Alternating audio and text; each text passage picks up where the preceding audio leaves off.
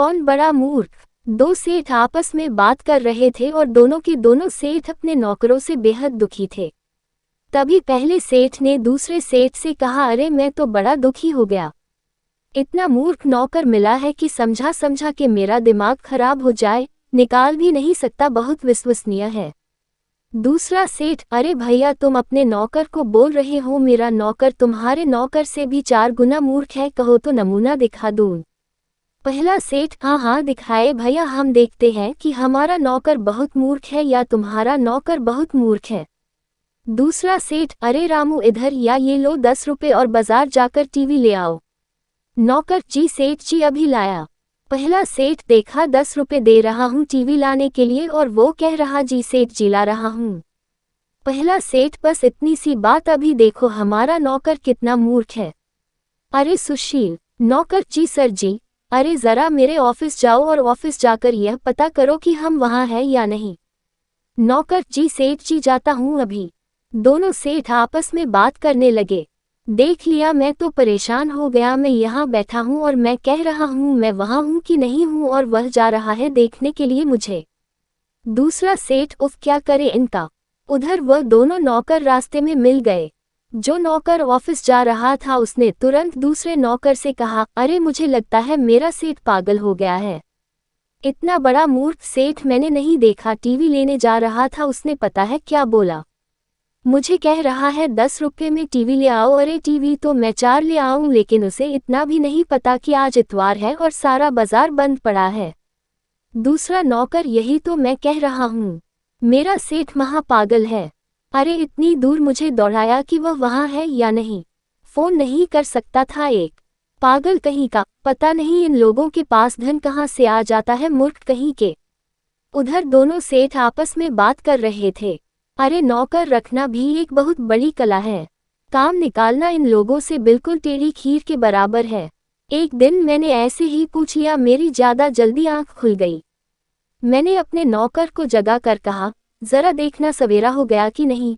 तो पागल मूर्ख कर कह रहा है, अंधेरे में कुछ दिख नहीं रहा है, लालटेन जला लेता हूँ, पता चल जाएगा कि सवेरा हुआ है या नहीं। मैं तो अपना माथा पकड़कर बैठ गया। दूसरा सेठ, सही कह रहे हो, इन नौकरों से काम लेना वाकई में टेढ़ी ही खीर है। अरे सेठानी को मटर आलू की जरूरत पड़ गई, मैंने 50-50 रुपए के 2 नोट दे दिए और कहा मटर और आलू ले आना।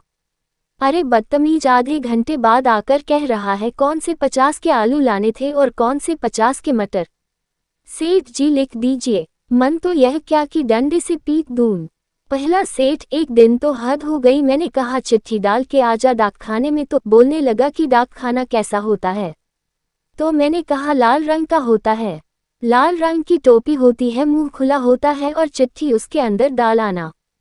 अरे पता नहीं किसी ने लाल रंग के कपड़े पहने थे और लाल रंग की टोपी पहनी थी, मूर्ख उसका मुंह खुलवाकर पूरी की पूरी चिट्ठी उसके मुंह में डाल आया। वह तो भैया लड़ने आ गया कि यह क्या किया, देखिए मेरे मुंह में इसने चिट्ठी डाल दी। वह जाकर बोल रहा है, सर जी आपने तो कहा था लाल रंग का होगा, ऊपर लाल रंग की टोपी होगी, मुंह खुला होगा। इस आदमी का पूरा देखिए, पूरा लाल, यह मुंह खुला था, मैं तो चिट्ठी के मुंह में डाल आया। लेकिन एक बात है सेठ जी, एक चीज में तो बड़ी होशियारी की, भली जितना मूर्ख है पर एक तो बहुत ही अच्छी काम किया। हमारे घर एक मेहमान आ रखा था और मेरी सेठानी कहने लगी कि शाम का खाना ना खिलाएंगे, दोपहर में ही इसको तड़का दो बस। लेकिन वह मेहमान इतना बेशर्म था कि शाम तक भी रुकना चाह रहा था और कह रहा था कि भोजन खाकर ही जाएगा। ऐसा मुझे लगा जाना होता तो दोपहर में ही चला गया होता। इसी मूर्ख नौकर ने मुझे आकर तरकीब बताई, सेठ जी आप चिंता न करना, शाम का खाना ये बिना खाए जाएगा। अपने मुंह से तो मैं कह नहीं सकता था कि भैया अपने घर जा, लेकिन इसने बड़े कमाल कर दिए। मुझे कान में कुछ कहा और मैं भी सुनकर गदगद हो गया।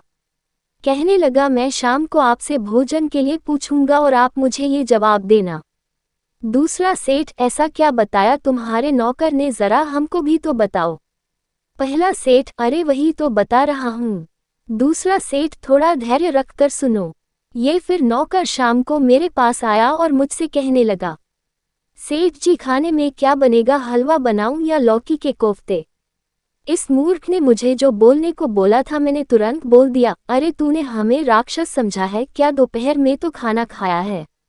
अरे इनसे पूछो मेहमान से क्या खाना है। बेचारा मेहमान तो भी चुप होकर बैठ गया और बोला, नहीं नहीं मुझे नहीं खाना, मेरा पेट तो पहले से ही भरा है, और वह अपना झोला उठाकर चला गया। मैंने तो अपने नौकर को बड़ी शाबाशी दी। पहला सेठ, ये तो बहुत ही भला काम किया भाई तुम्हारे नौकर ने। तुम्हारा एक शाम का खाना बचा दिया और तुम कह रहे हो कि मूर्ख है। भाई तुम्हारे नौकर में तो थोड़ी बहुत समझ है, पर मेरे वाला तो बिल्कुल ही निरा मूर्ख है। अरे मेरी माताजी माला जपते जपते हाथ पसारे पसारे सो गई। अब क्या हुआ, माला जप रही थी कि उनकी नींद लग गई। हाथ से उनकी माला छूट गई और हाथ पसरा हुआ रह गया। मैंने उसको कहा था कि खीर बना रहा है तो माताजी को जरूर चखा देना। नालायक ने गरम गरम खीर उनके हाथ में डाल कर दे दी। जब हमने उससे पूछा तूने ऐसा क्यों किया, तो उसने बोला, हमको क्या पता थी कि कैसे खीर चखानी है। हम खीर बनाए ये लेटी हुई थी और हाथ पसरा हुआ था, हमको लगा कि कह रही कि हाथ में ही दे दे। हम भी ठहरे, आज्ञाकारी उठाकर गरम खीर हाथ में रख दी।